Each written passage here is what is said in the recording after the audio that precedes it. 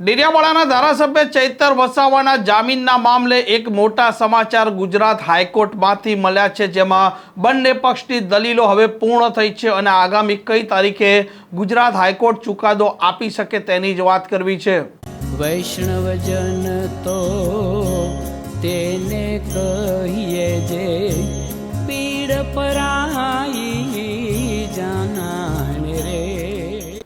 નમસ્કાર, આપ જોઈ રહ્યા છો નવજીવન ન્યૂઝ અને હું છું આપણી સાથે તોફિક ગાંચી। ડેડિયાપાડાના ધારાસભ્ય ચૈતર વસાવા અત્યારે વડોદરાની જેલમાં બંધ છે અને જે પ્રકારે વનકર્મીનો વર્ષ 2023નો આ મામલો છે, આ મામલે ચૈતર વસાવા 7 વર્ષની સજા ભોગવી રહ્યા છે અને તેમણે ગુજરાત હાઈકોર્ટમાં દાદ માંગતી અરજી કરી હતી, જેમાં નર્મદાની સેશન કોર્ટે જે પ્રકારે તેમને સજા સંભળાવી છે, આ સજા પર તેમને સ્ટે આપવામાં આવે અને આ મામલે ગુજરાત હાઈકોર્ટમાં દલીલો ચાલી રહી છે અને ચૈતર વસાવા પક્ષની દલીલો પૂર્ણ થઈ ચૂકી હતી અને આજે સરકાર પક્ષના વકીલે ગુજરાત હાઈકોર્ટમાં દલીલ કરી છે। બંને પક્ષની દલીલો હવે પૂર્ણ થઈ છે અને આગામી 10મી ઓગસ્ટ એટલે કે સોમવારના રોજ ગુજરાત હાઈકોર્ટ સંભવિત છે તે તેમનો ચુકાદો સંભળાવી શકે અને સૌ કોઈની નજર છે ત્યાં ચુકાદા તરફ છે, કેમ કે ચૈતર વસાવાનું ભાવિ આ ચુકાદા પર નિર્ભર છે। જો ગુજરાત હાઈકોર્ટ સજા યથાવત રાખે છે તો ચૈતર વસાવાની મુશ્કેલીઓ ચોક્કસ વધશે અને તેમનું પદ આ ધારાસભ્યનું છે તે હવે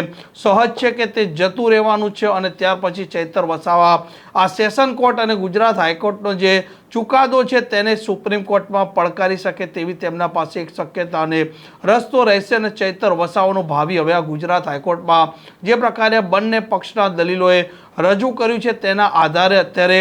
છુપાયેલું છે અને આગામી દિવસોમાં જ ખબર પડશે કે હવે ચૈતર વસાવા જેલમાંથી બહાર આવશે કે નહીં આવે, કેમ કે આદિવાસી વિસ્તારની રાજનીતિ પણ અત્યારે ગરમ છે, કેમ કે એક તરફ ભારતીય જનતા પાર્ટીના સાંસદ મનસુખ વસાવા ચૈતર વસાવાને તેમના સાથીઓને ઘેરી રહ્યા છે, જ્યારે બીજી તરફ આમ આદમી પાર્ટીમાં આદિવાસી વિસ્તારમાં ચહેરો કેવળ ને કેવળ ચૈતર વસાવા છે, ત્યાં તેમની લોકપ્રિયતા પણ છે અને જો ચૈતર વસાવા લાંબો સમય જેલમાં રહે તો આમ આદમી પાર્ટીને રાજકીય રીતે પણ મોટું નુકસાન થઈ શકે તેવી શક્યતા હાલ જોવામાં આવી રહી છે અને આગામી દિવસો જે નક્કી કરશે કે ચૈતર વસાવાનું ભાવિ શું છે। આ પ્રકારના સમાચાર માટે નવજીવન ન્યૂઝ ચેનલ સાથે જોડાયેલા રહો। નમસ્કાર।